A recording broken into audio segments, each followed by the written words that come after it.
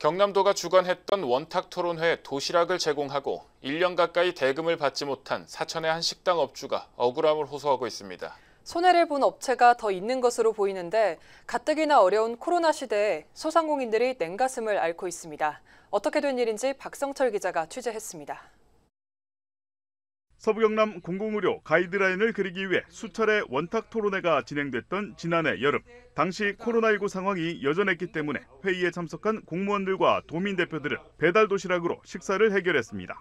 그런데 어떻게 된 일인지 1년이 다 돼가는 지금까지 음식을 제공한 식당은 대금을 못 받고 있습니다.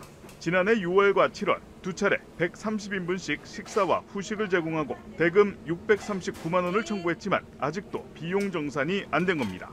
식당 업주는 경남도가 도민들을 모아 진행하는 토론이기 때문에 믿고 계약을 맺었는데 사기를 당한 기분이라고 호소하고 있습니다. 코로나로 정말 어려운 시기에 도청에서 도시락 대량 납품을 해주셔가지고 정말 감사한 마음을 갖고 있었습니다. 그런데 저희가 1년 가까이 그 도시락 값을 받지 못했어요. 그래서 이 부분들이 좀 빨리 조속히 해결이 돼가지고 경남도가 주관하는 행사임에도 비용이 왜 지불되지 않았을까? 원청 입장인 경남도는 지난해 진행된 전체 원탁회 개최와 관련해 행사 진행을 맡은 민간업체에 일임했고 1억 4천여만 원의 용역 비용을 이미 모두 지급했다는 입장입니다. 결국 식당과 직접 계약한 용역사가 돈을 주지 않고 있는 것.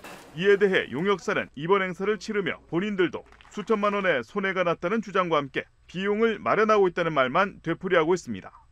용역이라는 게 그렇잖아. 하다가 손실이 나면 용역사가 알아서 다 부담해서 손실을 하는 그런 구조가 우리나라 용역이다 보니까 일부를 지급을 좀 해드리고 계속 금액을 나눠서 좀씩 드리고 지금 그런 상황이라서.